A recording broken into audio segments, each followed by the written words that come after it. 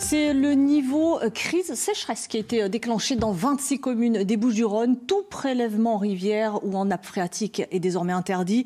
Et des mesures de restriction sont applicables pour les particuliers en ce qui concerne l'eau du robinet. Exemple à l'eau, Marie Lacoste, Xavier Schuffenecker. Elle va sécher, ça va être un terrain de boule. Tant pis pour la pelouse et pour les fleurs. C'est un peu sec là. J'aurais besoin d'eau mais je peux pas. Interdiction d'arroser les plantes ou la pelouse, sauf le potager entre 20h et 7h. C'est l'une des restrictions applicables ici à Allot.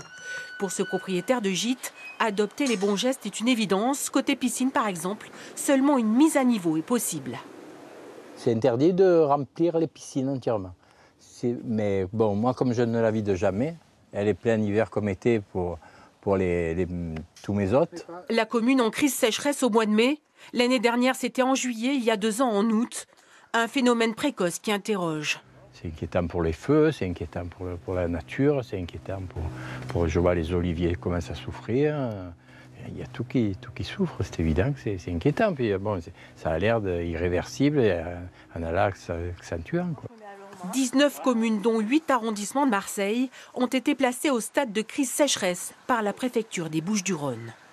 On va l'afficher là pour que ce soit bien visible de tous les habitants et puis en complément, on le mettra sur les panneaux d'affichage lumineux et sur les réseaux sociaux. Informer la population pour gérer au mieux la ressource en eau, le maire d'Allot affirme en faire sa priorité. Sur la place du village, la fontaine est en circuit fermé et le restera.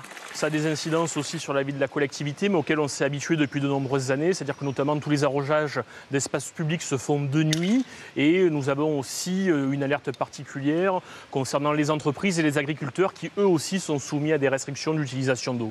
Agriculteurs, industriels et particuliers sont appelés à respecter l'arrêté sous peine d'amende. Attention, laver son véhicule au tuyau est interdit. À vous, la chiffonnette.